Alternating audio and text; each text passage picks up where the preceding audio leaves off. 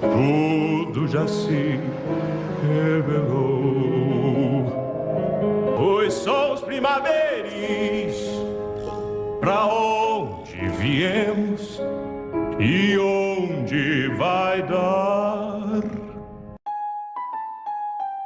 Tem alguma coisa sobre o Segredo Além do Jardim que eu simplesmente não consigo explicar. Algo que eu senti vendo esse desenho que até então eu nunca tinha sentido com nenhum outro. É quase como se os episódios fossem algo familiar pra mim, só que estranho ao mesmo tempo. Talvez como se fosse um sonho que eu tive, me esqueci, ou uma memória bagunçada. Mesmo que eu nunca tenha assistido esses episódios na minha vida. É tipo um déjà vu, só que é muito mais esquisito. Eu sei lá, eu não consigo explicar direito. Tudo é tão familiar, mas ao mesmo tempo tão estranho. E acredita em mim quando eu digo que essa minissérie é uma obra de arte até nos seus mínimos detalhes. E com certeza é muito diferente de tudo que eu já vi até hoje, sendo tão único, complexo, profundo e capaz de mexer com o ser humano de uma maneira que simplesmente deixa muito difícil de vir aqui e falar sobre. É algo poético. As músicas, aquele piano sensacional que passa uma sensação de melancolia, incerteza, medo, esperança, conforto. É uma mistura de emoções junto a uma criatividade tão imensa que eu simplesmente só consigo definir como a pura arte. É sério, dá vontade de aprender a tocar piano só pra cantar a abertura desse desenho, de tão perfeita que ela é. E aliás, tem algo tão interessante por trás dessa abertura que eu pretendo fazer um vídeo só sobre isso. Aguardem, vai ser muito da hora. Eu sei lá,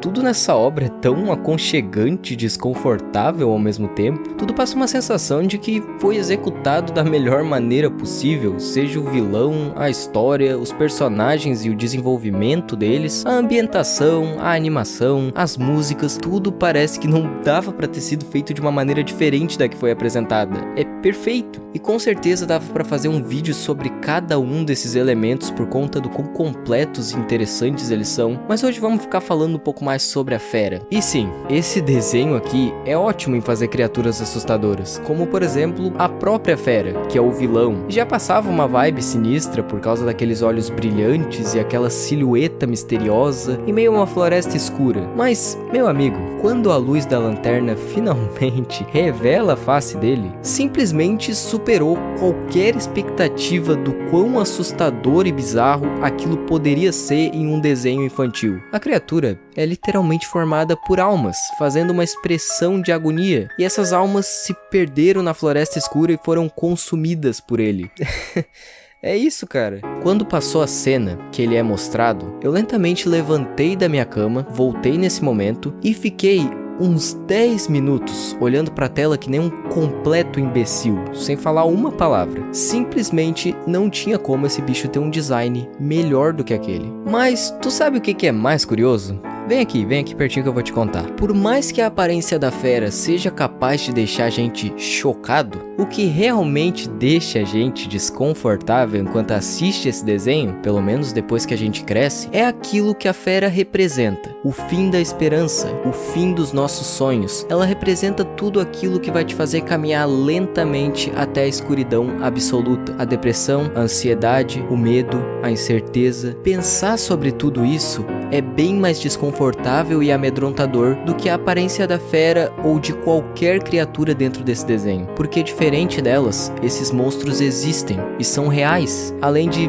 serem capazes de viver dentro da nossa mente se a gente não tomar cuidado e perder o controle. É extremamente interessante como O Segredo Além do Jardim sabe tocar em pontos filosóficos e poéticos que são muito doloridos pra nós, pelo fato de sermos meros seres humanos. São coisas que quase sempre a gente não gosta de parar nossa rotina cansativa pra pensar sobre. Como por exemplo, será que a cada dia que passa eu tô me afastando mais e mais de quem eu queria me tornar de verdade? Ou então a questão da gente estar perdido, buscando um final feliz, um lugar, uma pessoa, e acabamos por ficar sem saber pra onde viemos e onde tudo isso vai acabar. Além de brincar com o nosso medo profundo do desconhecido, ou com a questão de que nossos sonhos podem não se tornar realidade. Essa obra sabe exatamente o que mais aflige o ser humano e não tem nenhum problema, não tem nenhuma pena de juntar tudo isso, colocar muito mistério, colocar muita criatividade e fazer quem tá assistindo colocar a mão na própria consciência e pensar sobre sua própria existência, sobre seus próprios motivos. Afinal,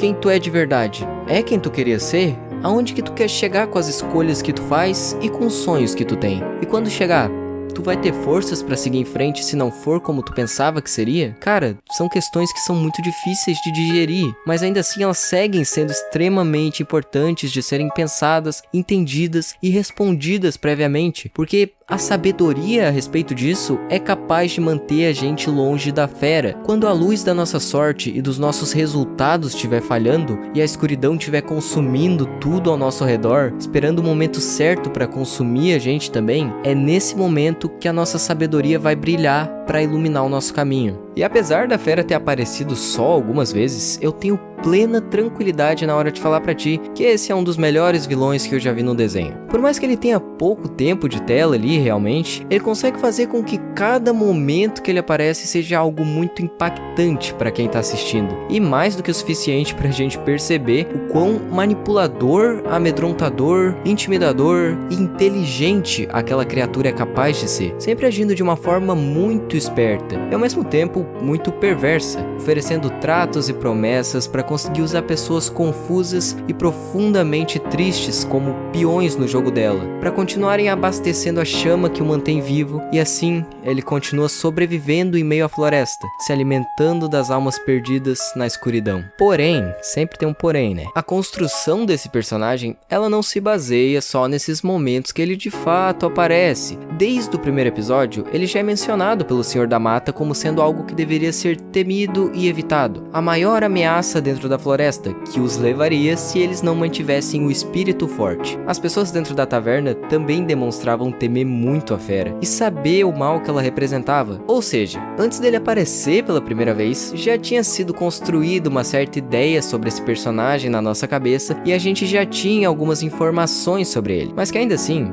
ele supera todas as expectativas depois que ele de fato aparece. Enfim, meus amigos, eu acho a voz desse vilão, tanto na dublagem como no original, algo simplesmente incrível. A cantoria dele dentro da floresta é uma coisa ali muito dark, muito bem feita, melancólica e tal. Cara, é muito bom, muito bom. Ele dá medo nas crianças pela aparência dele, um pouco nos adultos também, mas ele dá mais medo nos adultos pelo que ele representa. Em um tempo extremamente curto, ele ganha quem tá assistindo e deixa claro o porquê de ser o vilão daquela história. Ele é o medo, o desconhecido, o fim.